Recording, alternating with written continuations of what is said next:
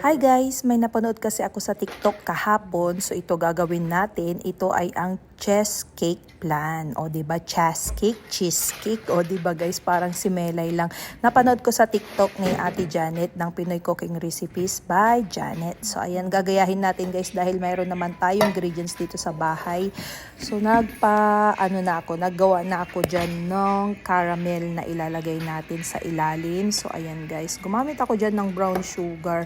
Hindi ko nakita yung ginawa doon sa video kung white or brown sugar yung ginamit. So basta gumamit na lang ako ng brown sugar. Dito naman sa isang lalagyan guys ay dudurugin na natin yung ating cream cheese. Naalala ko nga pala guys ay wala pala akong hand mixer dito sa bahay. So ang gagamitin na lang natin guys ay ang blender. So i-blender na lang natin lahat ng ating mga ingredients. So ilagay na natin ang ating cream cheese dito sa ating blender. Kaya sa mga mamshi kung gusto nyo rin gumawa ng ganito guys, at wala kayong hand mixer sa bahay, pwede kayong gumamit ng blender kung may blender kayo.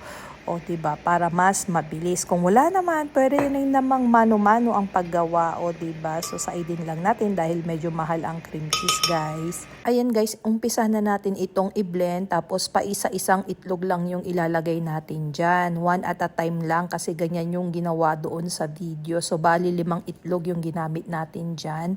So ayan, i-blend-blend lang natin. Tapos lagyan natin ng isang latang evaporated milk tsaka isang latang condensed milk.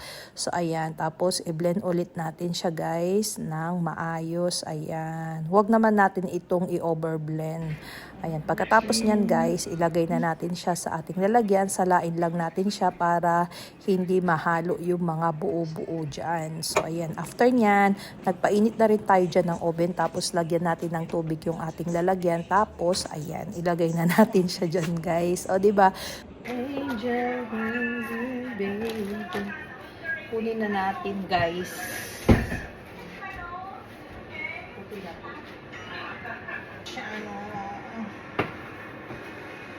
Ayan guys, nung nag-cool down ng konti ay tanggalin na natin ito sa lalagyan. Bali, binake ko yan ng 45 minutes. Tapos after 45 minutes, i-continuous baking natin ito for additional 15 to 20 minutes pa.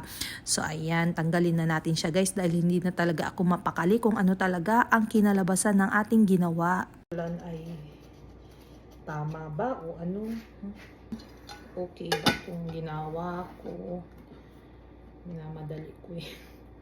1, 2, 3. Oh my God. Ala. Oh my God. Ala, umapaw. Ala, umapaw. Nabiyahak. Guys, ng plate.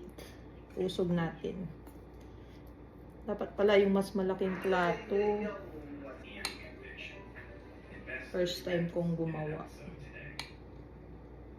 Tikman ko. Hindi ako mapakali guys hanggat hindi ko siya natitikman. Oh my gosh! Wow! Ito na siya guys. Ay! Hindi pa siya kasi masyadong malamig. Kaya ganito. Hindi pa siya masyadong malamig guys. Kaya naputol.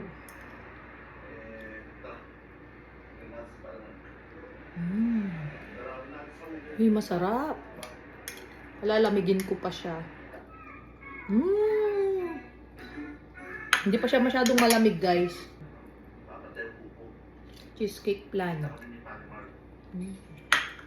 O siya guys, hanggang dito na lang yung video natin ngayong araw. Huwag niyong kalimutang i-follow, i-like and share ang ating Facebook page. Maraming salamat guys. Have a nice day. Ayan, gawa na rin kayo ng inyong cheesecake plan. Ayan, bye!